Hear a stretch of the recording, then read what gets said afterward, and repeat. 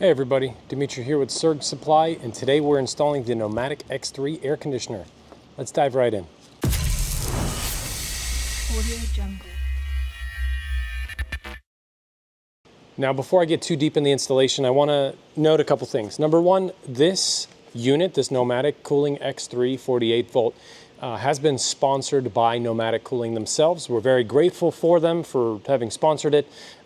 It's frankly the only unit we use in all of our builds. Now there's always a complaint of the price being on the higher end as compared to some of the other units, but frankly you get what you pay for, and it's the only air conditioner that we've never had any problems with, and generally the installation is easier than all the rest.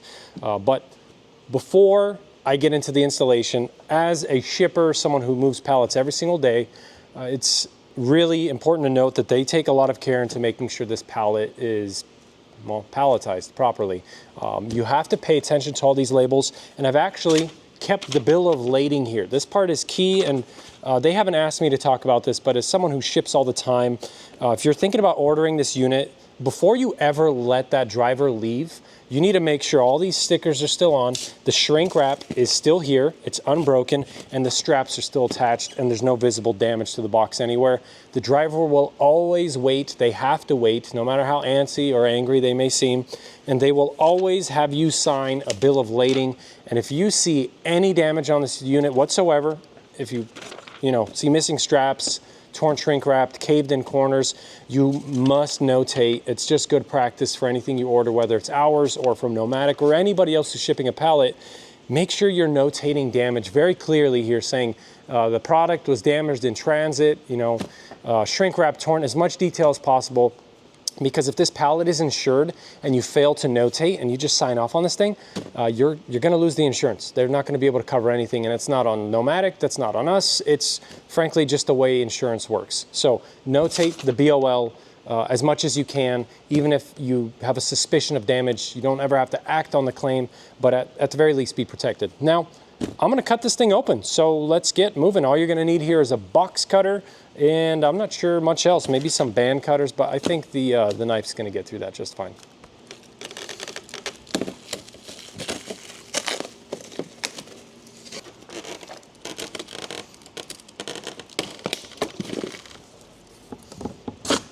Look at that beauty.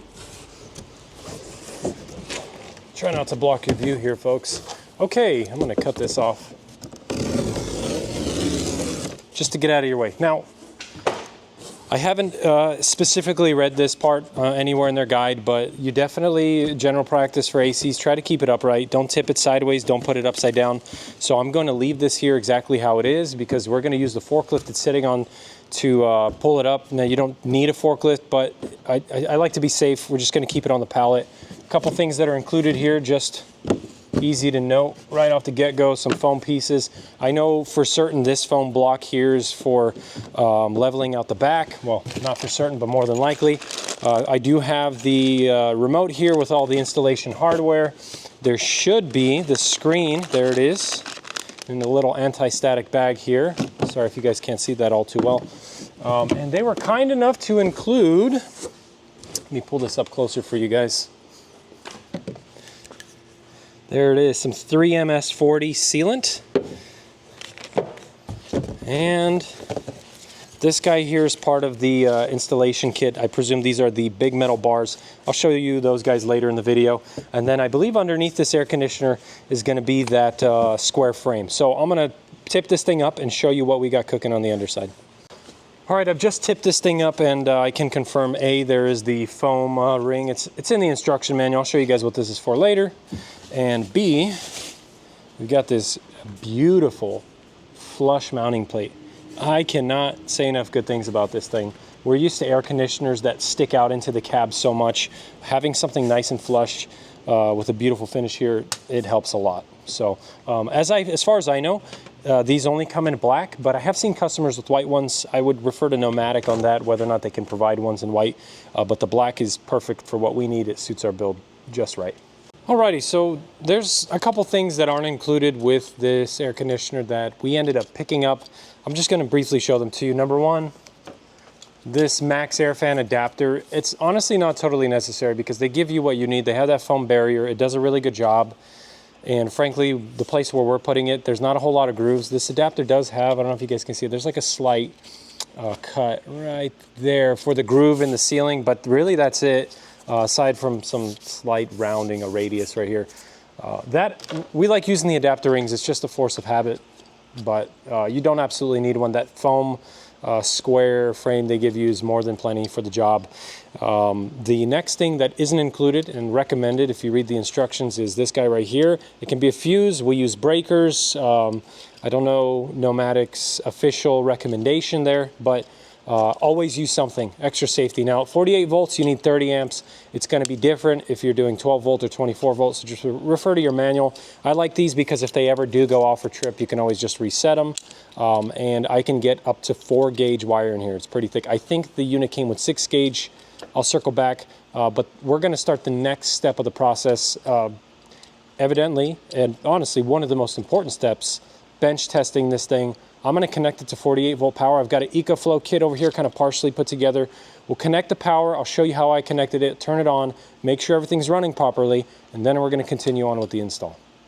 All right, so here is the unit in question.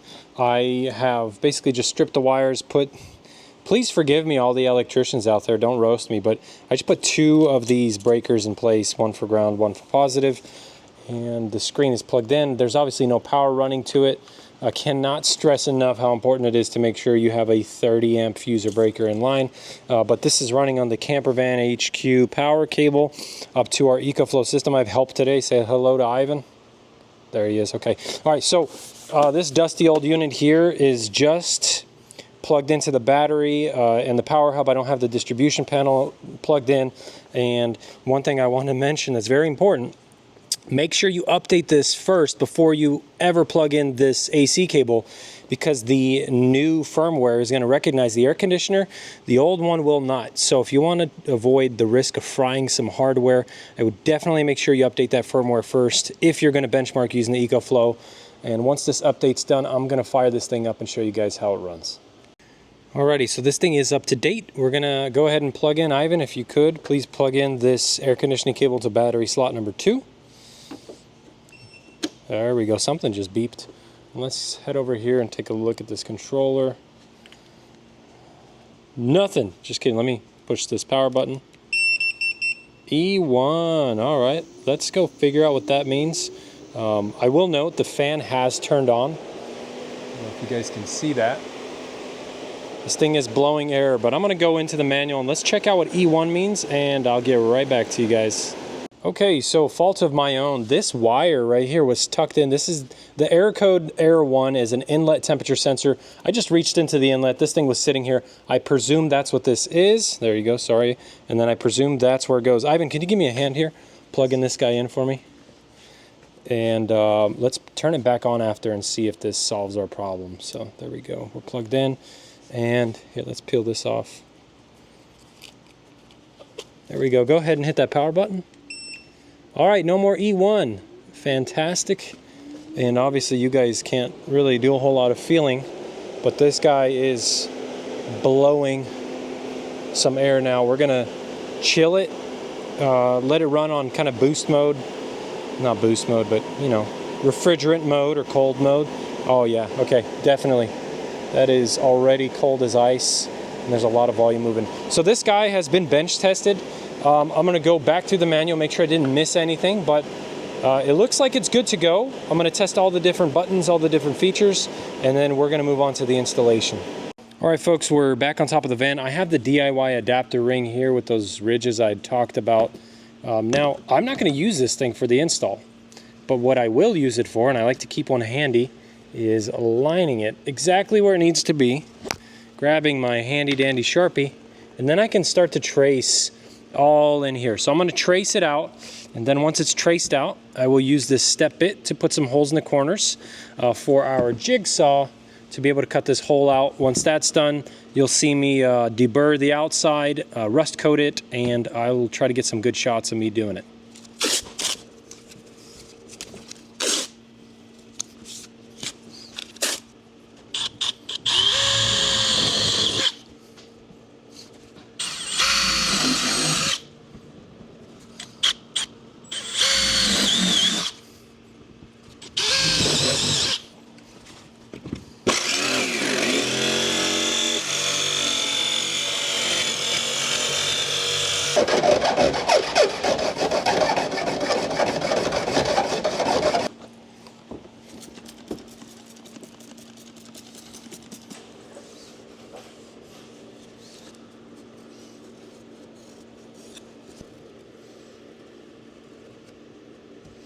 Okay, I have cleaned this surface thoroughly with some rubbing alcohol.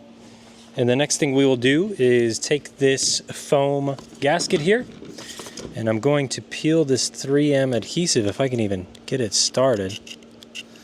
My goodness, this stuff is sticky. There we go. I'm going to peel this off. And then we will very carefully and delicately place this foam ring where we need it to. Where we need it to live. Oh man, I totally botched that, didn't I? Man, and I haven't pushed on this at all. This stuff is crazy sticky. Okay, wonderful. Wonderful, wonderful, wonderful. Okay, that is beautiful. I'm really happy with how this lined up. Fantastic. Keep this surface clean. And then the next thing we're going to do is take this tube of adhesive that came with the unit. We're going to peel this guy back. I already poked a hole in there and cut the tip. I made a bit of a, sorry if the focus is a little funky here. Let me try to fix that for you guys. There we go. I'm going to make a wider tip here. I'm going to run a pretty generous bead all around the outside here, and then we can move on to getting the unit placed. There it is, folks. It is good to go. Now, I want to mention one thing, two things actually. Number one, don't do what I did. I got some of that glue over. This stuff is very viscous, so it's going to trickle everywhere. And number two, the guide is pretty blunt about if you're installing this on a non-level surface, you're going to need to make a negative so that the foam can fit on something flush. Lucky for us, this zone, at the point that foam's sitting, is 100% flat, except for maybe the slightest bit up here, but frankly, I don't even think the foam overlaps that. Everything else is very flush, and that affords us the luxury of being able to just apply the foam straight to the metal. Just be sure to get a nice clean surface before you do this. We use rubbing alcohol. There's all kinds of other cleaners you can use, and try to avoid that mess. So sorry about that. If you didn't see it in the last clip, I did put some rust coating on the edge of our D-bird cutout. And as always, we put a blanket down to catch any of those hot shavings to make sure we don't get rust spots. But at this point, I think it's time to put the leveling gasket, or like the foam leveling block, on the back of that Nomadic over there. And then Ivan and I are going to place this thing very gently inside of the slot and show you guys how it goes. All right, so here's the AC. Obviously, we have the luxury of a forklift, but frankly, this unit is not heavy at all. So if you had a helping hand and a ladder, I think you'd get away with it. I did want to show you, if you guys can see that foam leveling pad in the back. I've already installed that and stuck it to the AC. I'm going to set you guys back a little while Ivan and I drop this thing into place. Here we go.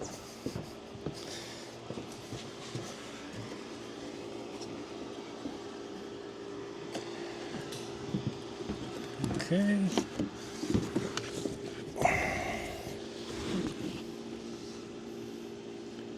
All right. Good.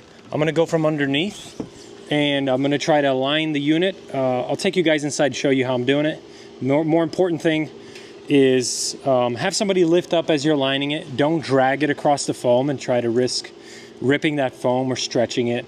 But yeah, let's get under there and show you what we got cooking. All right, we're going to continue with installing these support bars. Just want to show you briefly how this screw is supposed to sit. It is the 6mm hex with the nut flat side facing up. I apologize for the focus. And then a lock washer on top. And then go ahead, Ivan. This guy seems to only go one way. So you'll have to unscrew this pretty generously. This will go through here. And the instructions are pretty clear about, first and foremost, make sure it's not cross-threaded. That's going to be key here.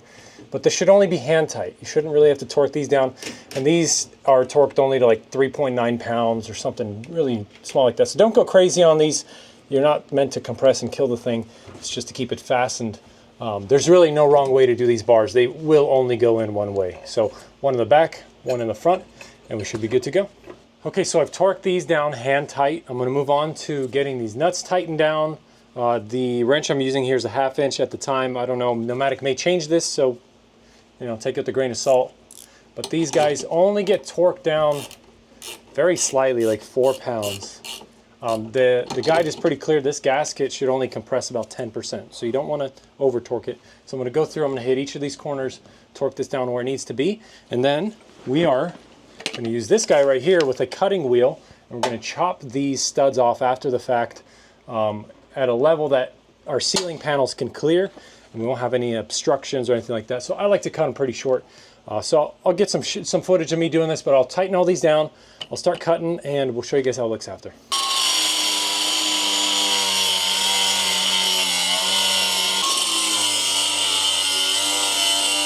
All right, folks, as always, safety glasses, 100%. There's chips flying everywhere. I don't like to cut all the way through because you can just kind of break this off after the fact and use a grinding wheel to get it nice and flat. But at this cut height, it's not in the way of anything. It looks nice and pretty. And another little pro tip while I have you zoomed in here, take these wires and tuck them away when you're cutting. You definitely don't want these to get hot chips all over them. So we're just about wrapped up on the inside. I'm going to grab the screen and the cover, kind of plug everything in, show you guys how that works, and then we will wrap this thing up. Okay, so we're just about wrapped up in here. I want to quickly show you this guy here. You'll notice there's an intake and an exhaust side for this air conditioner. This foam barrier is meant to just kind of sit between these two. I prefer to stick that adhesive side to the cover itself right here. I'm going to actually fish these wires through. Sorry if I get in your way here. I'm going to put these wires through just like so and show you kind of how it sits with the inlet and the exhaust. I'm also, see if I can pull this off with one hand here. I'm going to plug this guy in. There we go. All right, let's drop this back down. Okay, folks, I just want to show you how this screen goes in case you get to this spot. Of course, we still have to install the whole kit before we get this completely polished up. But this screen just snaps into place. I don't want to do it now because I really don't enjoy taking it out. But you press this in, it snaps into place, and then you're good to go. Just do not forget this inlet temperature plug that I forgot the first time around. As far as this temperature, this is, I think, correct me if I'm wrong, pretty sure this is just to detect the ambient temperature inside the vehicle. So we're probably going to put this somewhere on the inlet here. Away from the cold air. I don't want this unit to think it's cooler inside the van than it is. But in a later video, we're going to wrap this thing up, trim it out. I'm going to put Anderson connectors on here, show you guys how we do that. And that just about wraps it up for this install. All right, there you have it, folks. We just about wrapped up the installation for this Nomadic X3. A few quick reminders. Number one, make sure you get that 30 amp breaker / fuse if you're using a 48 volt unit. Number two, bench test the damn thing before you put it on. God knows what the shipper did. Number three, I mean, first and foremost, maybe inspect the pallet, make sure everything looks good before you accept the pallet. And aside from the breaker, general safety, rust coat, follow the guide, read step by step, and try to have a good time. Now, if you're interested in this air conditioning unit, we will leave a link below to Nomadic's website where you can see the Nomadic X3 and pick it up for yourself. There's also the X2 if you're interested in something a little bit smaller. These units do come in black or white. We just chose white because it matches the vibe we've got going on with a white van. So I hope you guys enjoyed this video. I hope you found it useful. If you have any questions or comments, please leave them below. I want to thank you again for watching this series. We're going to dive into the next video here shortly. As always, thank you for watching and happy building.